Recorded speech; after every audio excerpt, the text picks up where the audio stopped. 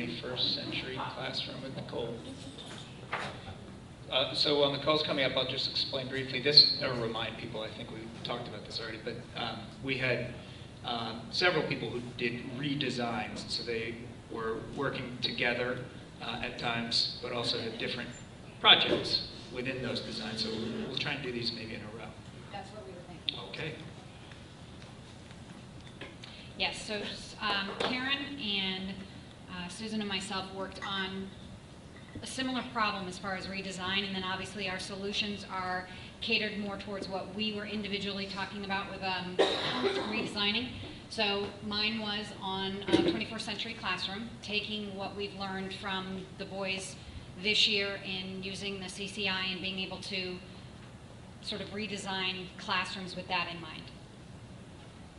So my problem was the smart board and figuring out different ways of using it and using that space in a better way, and also obviously in the back of my mind always thinking about cost, because that's going to be the one piece that is constantly coming up.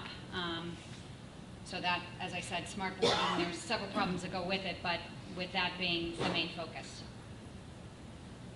So my solution, I looked through lots of different photos and ideas, and Lulu had actually said, you know, look through some library shots as well. So going back through and seeing what people had done to redesign those spaces, one of the things that came up was being able to use furniture in a lot of different ways, which I've started sort of the one design here, which has circular tables, obviously, to promote more collaboration and working together, and being able to use your space in a better way. So currently, at least in the lower school classrooms, one main wall has shelving, and it's just packed with materials.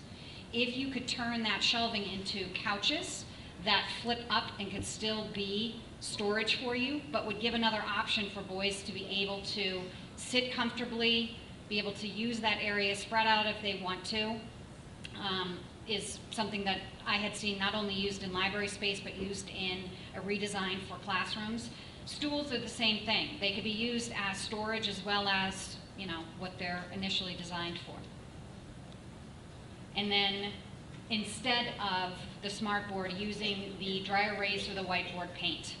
And as it's set up in here, you have the speakers, you have the overhead projector, you're still able to use wireless mouse in order to do things with your laptop. So the teaching aspect of it doesn't really change. It just changes as how you're going to use that space and sort of open it up a little bit. And then some of the other ideas that came up. So talking to Erica as well, had said a lot of the research that goes into classroom and library spaces is how kids work best. Some work best in areas that are very open. Others work best in areas that are very small. So I immediately went to, well, that's what I've been doing in my own home. Now we have tents all over the house.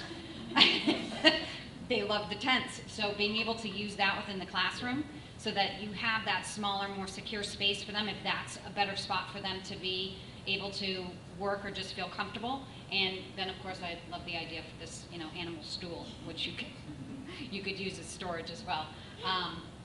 And one other thing, Marie had found that there's some spaces that use whiteboard paint on the floor, which would be really cool to be able to have just an area in the classroom where kids are laying on pillows and doing their work writing on the floor. So lots of different options in order, not just the wall, but being able to use it in different areas too.